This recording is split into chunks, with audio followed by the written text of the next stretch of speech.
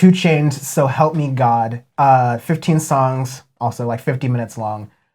This was released about a week ago, but 2 Chainz still at it. He's been a pretty prominent rap and trap artist throughout the 10s. It's for a long time now, yeah. Yeah, not like super long for some reason. I mean, like I have some memory of him back to like 07 or 08 to some extent. Yeah. But most of his major albums started picking up and mixtapes picking up like around 2010 or so. Mm-hmm.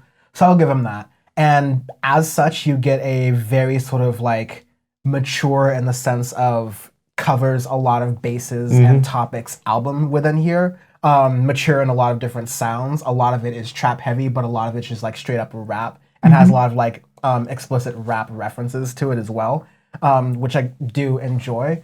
But yeah, it's definitely a lot. It's very interesting, and I definitely wouldn't have enjoyed it or like liked it even as to the extent that I do from the first song, Lambo Wrist. Yeah, It's just like, come on, dude. It's like, come on, we're in trap now. Lambo Wrist is just funny. Yeah, but Gray Area, I really love. It's the second song. So the second track, yeah. Yeah, it has this like weird sort of like distorted almost like distressed flute thing in there. It sounds like your melodica is having a bad morning. Yeah, kind of. It's just a really good 2 Chainz expressing his lyrics, doing that really well, rhythmically, tightly, matching the production. It's great and it's really solid, especially in a year where a lot of trap that exists is just like complete garbage and respite. This is something that I think the old heads and the new heads can kind of agree on. Yeah, exactly. I think. And even the track after that, Save Me with Youngboy NBA, I thought it was actually decent trap song too, because I like the flow of 2 Chainz. I thought Youngboy was okay on it too, but the production of it, like this feels like that again, that meeting of old and young, putting them together kind of and making a decent trap song too. So It's not uber repetitive like a lot of stuff that we have. I mean, it's not nearly as bad as St. John that we reviewed earlier, but it's interesting in that regard. So. Yeah, Save Me was, definitely, it sounded like a Youngboy NBA song for sure, but it was better than expected. Moneymaker with Lil Wayne, I'm trying to keep my bias against Lil Wayne out of this, but I didn't find the track all that sort of representative, especially because you have a lot of really good features in here. There's a lot of features in here that are, Yeah, it's like not feature heavy or bloated, but I'd say like a third to almost half of the songs on here are features. But Moneymaker's kind of just average. Can't Go For That with Lil Duval is fine. Ty Dolla $ign too. I do like the beat for it. It's kind of fun. It's like an older, like by older school I mean like aughts, 2000s kind of rap beat. So it's very fun, very danceable. Almost reminded me of Big Sean's album earlier too, this year for Can't Go For That. Yeah. A couple of those like beginning part of the album where it has that flow, that really good bass beat, and then it's combining old school hip hop with trap and kind of doing the two. So I did like that song a lot too. It's definitely going to my workout playlist. Yeah, it's a very pop trappy kind of turn for 2 Chainz, but it doesn't feel like overly blown pop trappy like Meg Thee Stallions can feel it. That's worse sometimes. So it's very good there. And then you got Feel Away with Kanye West and Brent Faiyaz, which I tore the Kanye West feature A New Asshole in the St. John one. Here, totally fine. Totally fine, exactly. Absolutely fine. The man continues to boggle my mind sometimes. Because sometimes he makes some of the worst shit, sometimes like some of the best shit.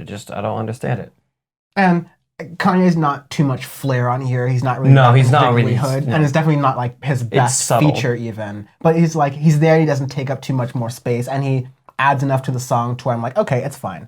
But yeah, it's a pretty like nice chill song, and in a lot of ways, it's kind of funny that we reviewed this in like contrast to St. John. This is completely unintentional. But there are just a number of different concepts and ideas that are done better on this than St. John's. So like that Kanye West thing is one. Quarantine Thick is another example. Yeah, it's definitely another example of it where it's that, that's much better than with St. John's album of going with Monica Lewinsky thing or going into a couple of different songs where it's just horrible. Quarantine Thick, because that's a solid trap song too. And I think that might be, that one might have blown up. I say blown up, but that might be one of those most popular ones on the album because I have heard it a couple times in different mixes, like playlist mixes and other stuff too. Yeah.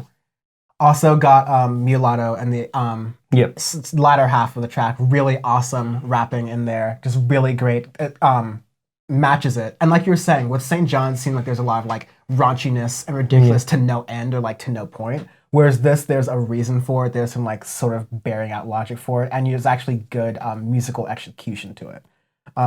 So that is great. You get down to Ziploc, which is fine. It's knowable. But then we get to Freelighter. Yeah. Which I very much enjoy. It reminds me of that one Bobby Shmurda song. Okay. That came out.